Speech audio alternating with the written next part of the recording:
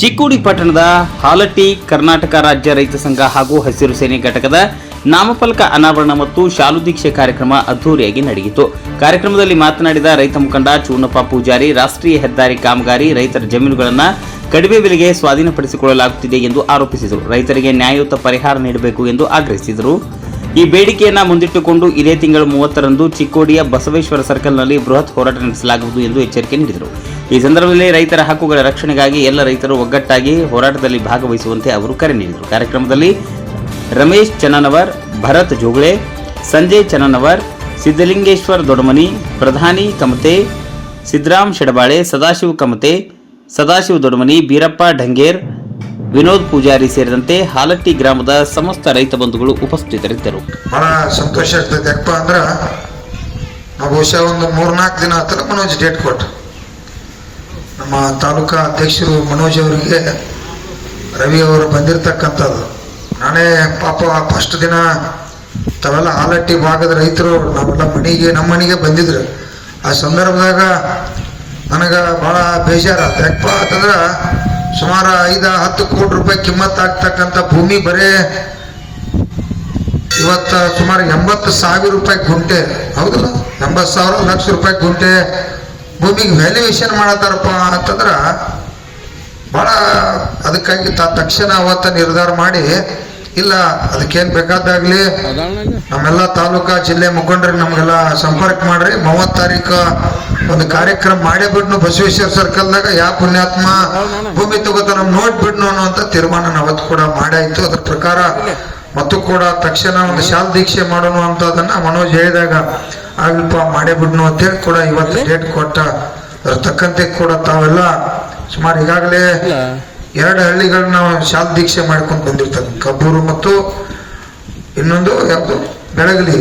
ಅಲ್ಲಿ ಕೂಡ ಸುಮಾರು 100 ಜನ ಶಾಲ್ ದೀಕ್ಷೆ ಮಾಡ್ರು. ಅದನ್ನು ಮುಗಿಸಿ ಒಂದು ಪ್ರೆಸ್ ಮೀಟ್ ಕಾರ್ಯಕ್ರಮ ಮುಗಿಸಿ ಕೂಡ ಇಲ್ಲಿ ಬಂದಿರತಕ್ಕಂಥದ್ದು. ಅಜ್ಜಾರ ಜಗದ್ಗುರು ಅಜ್ಜಾರ ಹೇಳ್ರಿ, ನಂದ 3 ಎಕರೆ ಹೋಗ್ತೈತಪ್ಪ ಅಂತೇಳಿ. ಸುಮಾರು ಅಜ್ಜಾನ ಮಗಲಾಗಿ 20 ಲಕ್ಷ ರೂಪಾಯಿಗೆ ಒಂದು ಗುಂಟೆ ಪ್ಲಾಟ್ ಮಾರಾಟ ಹೋಗ್ತ. 20-25 ಲಕ್ಷ ರೂಪಾಯಿ ಗುಂಟೆ ಮಾರಾಟ. ನಮ್ಮ ಸತ್ಯಪ್ಪ 50 ಲಕ್ಷ ಹೇಳಿಬಿಟ್ಟಾನ ಈಗ ಹೋಗಿದ್ದೆ. ನಿಜವಾಗಿಯೂ ಮಾರ್ತಾ ಇದ್ದಾವೆ. ಇನ್ನು 50 ಲಕ್ಷ ಕೂಡ ಆಗ್ತಾವ. ಆ ಆಸೆಯನ್ನು ಇಟ್ಕೊಂಡು ಇಲ್ಲಿವರೆಗೂ ಕೂಡ ಈ ಭಾಗದಲ್ಲಿ ಇದೇನು ಹಾಲಟ್ಟಿ ಗ್ರಾಮ ಭಾಗದಲ್ಲಿ ಏನ ಇವತ್ತು ಬೈಪಾಸಕ್ಕೆ ಸುಮಾರು ನಿಮ್ದು 6 ಎಕರೆ 6 ಕಿಲೋಮೀಟರ್ ಏನು ಹೋಗ್ತೈತಿ, 100 ಎಕರೆ ಜಮೀನು ಹೊಂಟೈತಿ. ಮತ್ತು ಅವ್ರು ಯಾವ ವ್ಯಾಲ್ಯೂಯೇಷನ್ ಮೇಲೆ ಇವತ್ತು ನಿಮಗೆ 80,000 90,000 ಲಕ್ಷ ರೂಪಾಯಿ ಮಾಡ್ಯಾರ ಅನ್ನೋದ ನಮಗೂ ಕೂಡ ಅದು ಭಾಳ ಬೇಜಾರಾಗೈತಿ. ನಾನು ಈ AC ಅವ್ರ ಮೊನ್ನೆ ನಾವು ಹೋರಾಟ ಮಾಡ್ತು ಅನ್ನುವಂಥ ಸಂದರ್ಭ ಬಂದಾಗ ಸಂಪಗಾವಿ ಅವರು ಇಲ್ಲಿ AC ಅಸಿಸ್ಟೆಂಟ್ ಕಮಿಷನರ್ ಅವ್ರಂಗೆ ಫೋನ್ ಹಚ್ಚಿರು, ಇಲ್ರಿ ಅಧ್ಯಕ್ಷರ ಹೋರಾಟ ಬೇಡ, ಅಲ್ಲಿ ನಾವೆಲ್ಲ ಅಲ್ಲಿ ವ್ಯಾಲ್ಯೂಯೇಷನ್ ನೋಡ್ಕೊಂಡು ರೇಟ್ ಕೊಡತ್ತು ಅಂದರು. ಇಲ್ಲ ಸಾಹೇಬ್ರ, ಅಲ್ಲಿ 5 ಕೋಟಿ ರೂಪಾಯಿ ಈಗಾಗಲೇ ಕಿಮ್ಮತ್ತು ಮಾರಿ ಎಣ್ಣೆ ಪ್ಲಾಟ್ಗಳನ್ನ ಮಾಡ್ತಕ್ಕಂಥದ್ದು, ಎಕರೆಗೆ 5 ಕೋಟಿ 10 ಕೋಟಿ ಕಿಮ್ಮತ್ತಾಗತ್ತವ ಅಂತೇಳಿ ನಿಮ್ಮಲ್ಲಿ ಮುಖಂಡರು ರಮೇಶ್ ಅವರು ಹಲವಾರು ಯಾರೋ ಮುಖಂಡರು ನಮ್ಮವರ ವಾಟ್ಸಾಪ್ ಹಾಕಿದ್ರು, ಅವ್ರಿಗೆಲ್ಲ ಕಳಿಸಿದ್ರು. AC ಸಾಹೇಬ್ ಹೇಳಿದ್ದೀಗ 5 ಕೋಟಿ 10 ಕೋಟಿ ಏನು ಕಿಮ್ಮತ್ತಾಕವು, ಆ ಭೂಮಿಗೆ ವ್ಯಾಲ್ಯೂಯೇಷನ್ ಕೊಟ್ರ ನಿಮಗೆ ಜಾಗ ಅವಕಾಶ ಇಲ್ಲ ಅಂತಂದ್ರೆ ಇಲ್ಲಿ ಹಾಲಟ್ಟಿ ಒಳಗೂ ಇಲ್ಲ, ಎಲ್ಲಿ ನಿಮ್ಗೆ ಇಚ್ಛೆ ಬೇರೆ ಕಡೆ ಅನುಕೂಲ ಐತಿ, ರೈತರ ಭೂಮಿ ಮಾತ್ರ ಕೊಡೋದಿಲ್ಲ. ಏನು 5 ಕೋಟಿ 10 ಕೋಟಿ ಕಿಮ್ಮತ್ತಾಗತ್ತೋ ಅದ್ರ ತಕ್ಕಂತೆ ಅದು ಗೌರವಿತವಾಗಿ, ಯಾಕಂದ್ರೆ ಭೂಮಿ ನಮ್ಮದು, ನಮ್ಮ ಹಕ್ಕ. ನಮ್ಮ ಅಪ್ಪ ನಮ್ಮ ಅಜ್ಜ ಕಾಲಕ್ಕಿಂತ 100 ವರ್ಷದಿಂದ ನಾವು ಅದನ್ನ ಉಳಿಸ್ಕೊಂಡು ಭೂಮಿಯನ್ನ ಕಾಕೊಂಡು ಬಂದಿರ್ತಕ್ಕಂಥವ್ರು.